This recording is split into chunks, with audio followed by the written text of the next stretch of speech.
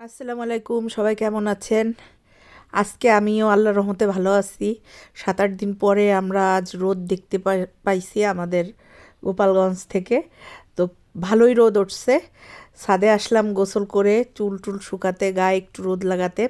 তো দেখেন ছাদ ভরা কাপড় চোপড় নাড়া একেবারে, মানে যার ঘরে যত কাপড় চোপড় এই কয়দিন জমা হয়েছে সব ছাদে নাড়ছে। ওই দেখেন আমাদের বাসার থেকে ফিশারির পুকুর দেখা যায়।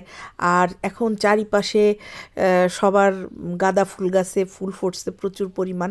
তো আমি ছাদে এসে কি দেখলাম জানেন? আমাদের বাসার পাশে একটা ছাদ আছে, মানে আমাদের ছাদের পাশেই একটুই ফাঁকা।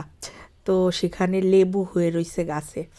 এই যে দেখেন, উম, ছোট ছোট লেবু, কিন্তু এটা কিন্তু অরিজিনাল দেশি লেবু। খুবই ঘ্রাণ এবং এই লেবুতে প্রচুর পরিমাণ রস। ঠিক আছে? তো যেহেতু দেখলাম, তো ভাবলাম যে ছিঁড়ে নিয়ে যাই, মানে কি চুরি করে নিয়ে যাই। কিন্তু দেখেন, এই যে যে ফাঁকা এই দুই বিল্ডিংয়ের পাশে, এখান দিয়ে যদি আমি পড়ে যাই তাহলে কিন্তু আমার অবস্থা খুবই খারাপ হয়ে যাবে।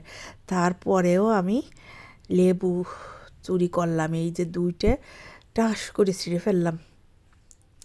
ছিঁড়ে তাড়াতাড়ি এদিকে চলে আসছি যাতে কেউ না দেখে। হ্যাঁ, পরে আর কি যে নিচে চলে যাই, রোদ টোদ লাগানো হয়ে গেছে। এই দেখেন দুইটা লেবু, একেবারে দেশি লেবু। ঠিক আছে, এখন এই লেবু দিয়ে ভাত খাবো বাসায় যেয়ে। শোনেন, মাঝে মাঝে আশেপাশের বাসার ফল টল চুরি করা স্বাস্থ্যের জন্য ভালো। তো আপনারাও এরকম যদি পান, চুরি করেন। আল্লাহ হাফেজ।